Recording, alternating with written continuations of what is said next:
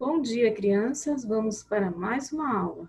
Hoje a nossa aula é de ciências. Então já pegue a sua apostila de ciências na página 90. Hoje, pessoal, nós vamos falar sobre as doenças. Alguns invertebrados transmitem micro-organismos que causam doenças que afetam seres humanos.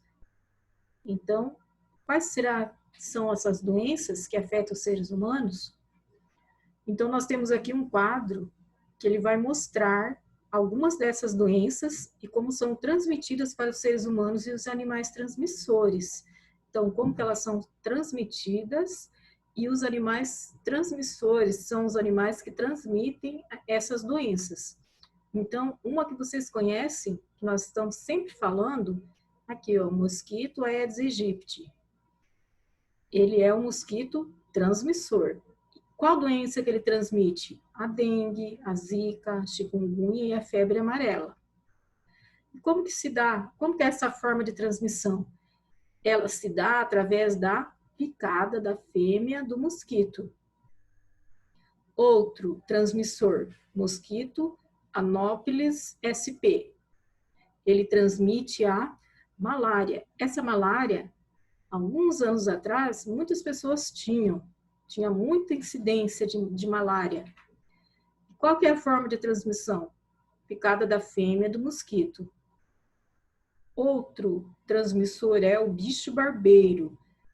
E a doença é chamada de doença de Chagas.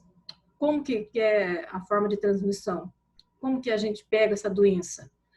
Através de a ingestão de alimentos contaminados com as fezes do bicho barbeiro e o contato das fezes do bicho barbeiro com o orifício da picada feita por ele. Outro, carrapato estrela. A doença é a febre maculosa. E como que se dá? Através da picada do carrapato. Agora vamos ver um por um. Aqui nós falamos do bicho barbeiro, que ele transmite a doença de Chagas, como que é essa transmissão? Através da ingestão de alimentos contaminados com as fezes do bicho barbeiro, o contato das fezes do bicho barbeiro com o orifício da picada feita por ele. Então, nós temos aqui a imagem olha como que é, o bicho barbeiro. Então, esse bicho barbeiro, ele é o inseto transmissor da doença de Chagas, como nós vimos ali no quadro. Agora vamos estudar um pouco sobre ele. Ele tem hábitos noturnos e vive aonde? Vive nas frestas das casas de pau a pique, nas casas de tronco de árvore e embaixo de pedras. Agora, o carrapato estrela, por sua vez, ele transmite micro-organismos que causam a febre maculosa. Esse carrapato é o parasita de animais que vivem em pastagens, como o boi, o cavalo e a capivara. Aqui nós temos a imagem do carrapato estrela, a imagem dele. E agora vamos ver como será que a gente faz para prevenir essas doenças. O que nós temos que fazer para prevenir, para não pegar? Então, é necessário evitar o contato com os animais transmissores. Como que a gente vai fazer? Como que vai evitar esse contato? É nos prevenir nas casas, colocando telas em janelas e portas e passar repelente na pele, no caso dos mosquitos.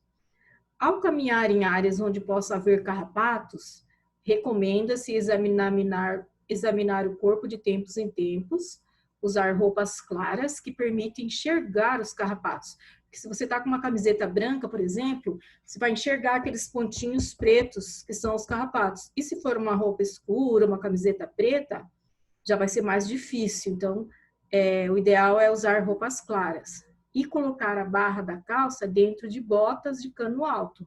Além disso, são necessárias medidas que evitem o aumento do número desses animais transmissores. Agora, já no caso do mosquito Aedes aegypti, por exemplo, é necessário evitar uma coisa que todo mundo sabe que é sempre falado, que é o acúmulo de água em recipientes, aonde pneus, garrafas, já que o mosquito coloca o ovo próximo à sua água. Então, que a gente tem sempre falado, né? cuidar para não deixar a água parada. Há também invertebrados causadores de doenças nos seres humanos. Entre eles estão alguns vermes, e 2 deles serão apresentados na tabela a seguir. Então, vamos ver. Os vermes causadores de doenças nos seres humanos. Então, vamos ver. Nós temos a tênia e a lombriga. São 2 vermes. Então, que doença? Quais as doenças que a tênia causa? Ela causa 2 doenças. A teníase e a cisticercose. Então, vamos ver como que a gente contrai a teníase. Ela é contraída através da ingestão de carne de porco mal cozida, que contém larvas de tênia.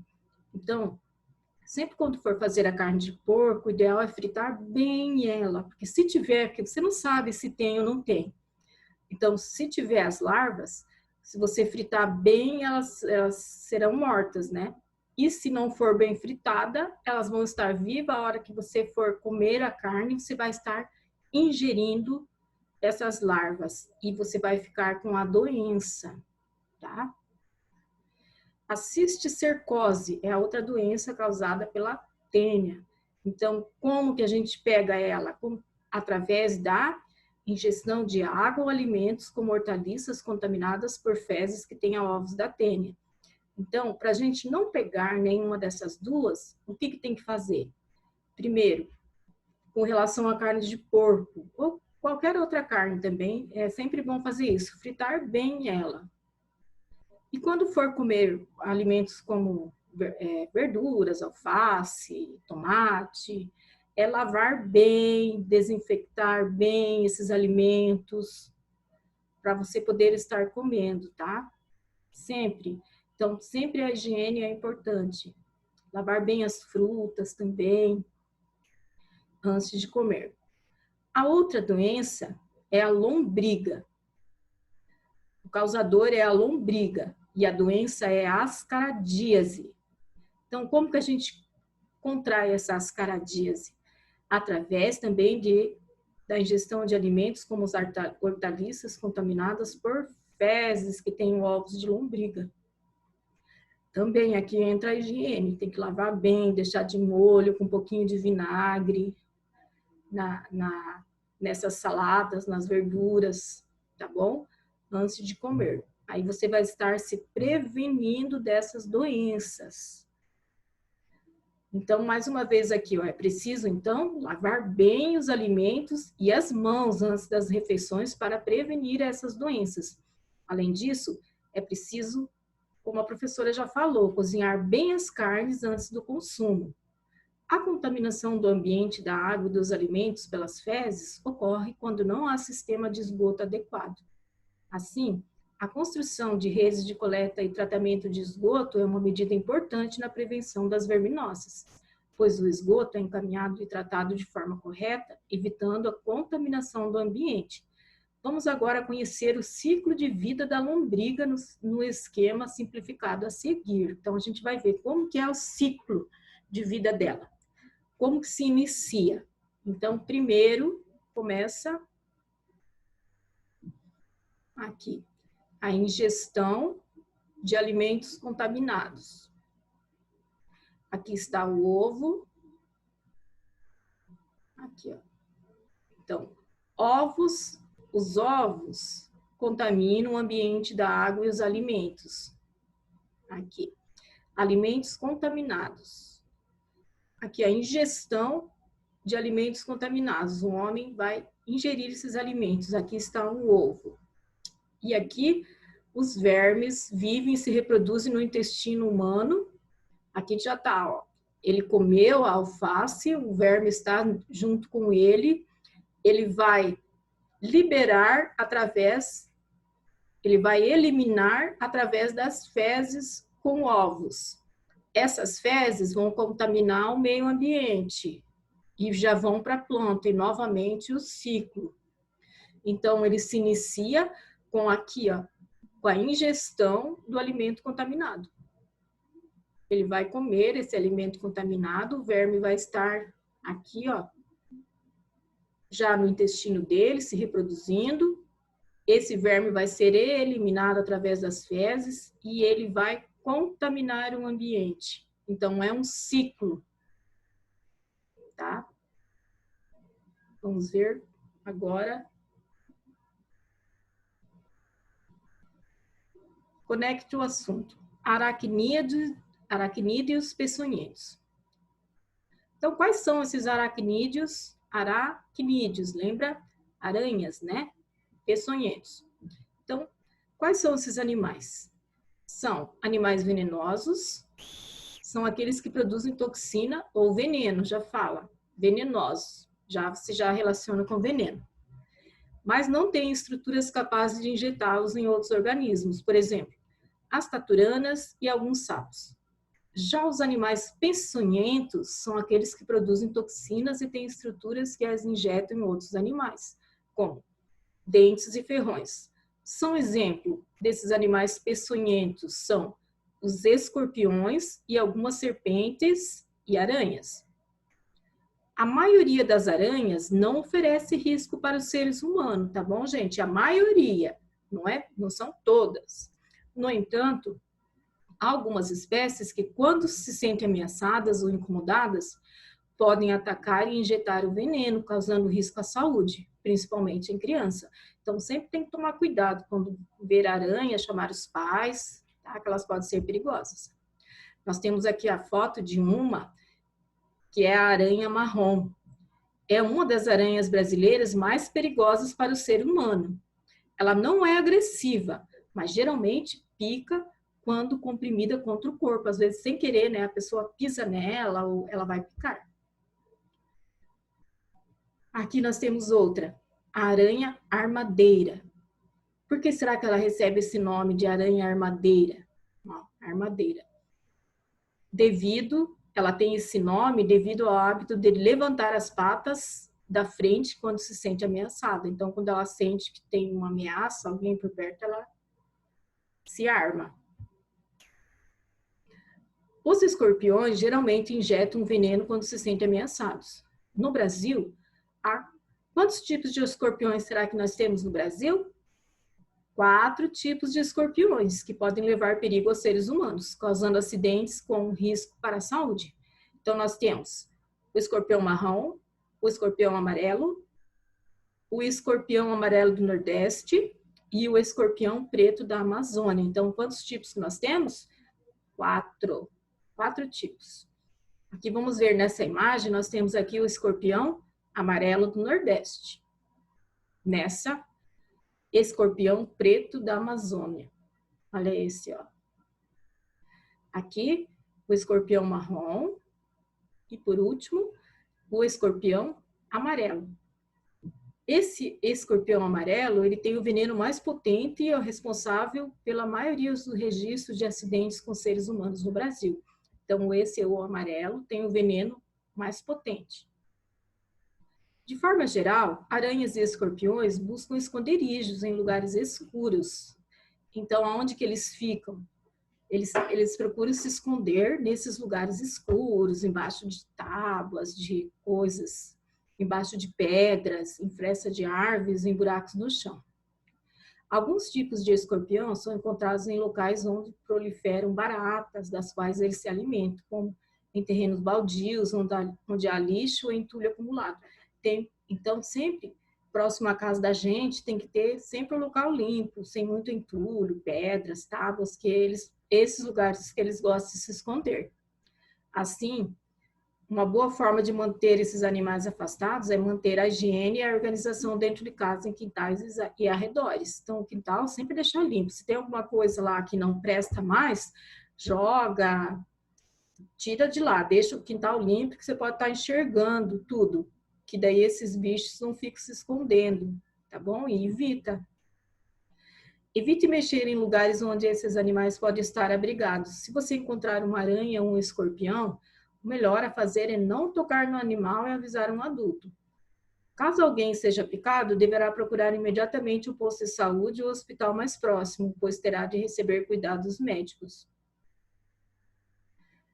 Então, agora nós vamos até essa página.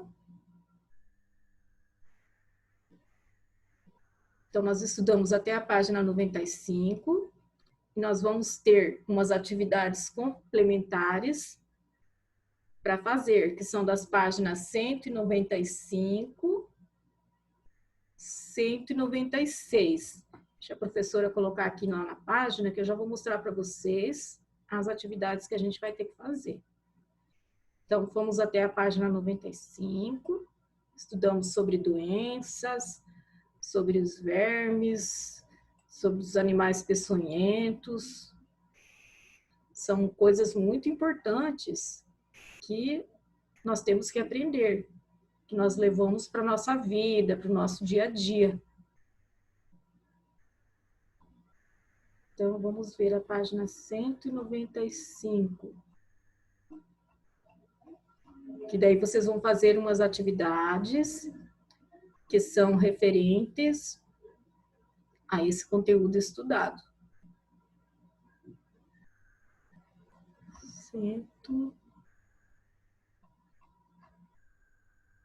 Mais na frente, nas páginas de atividades complementares.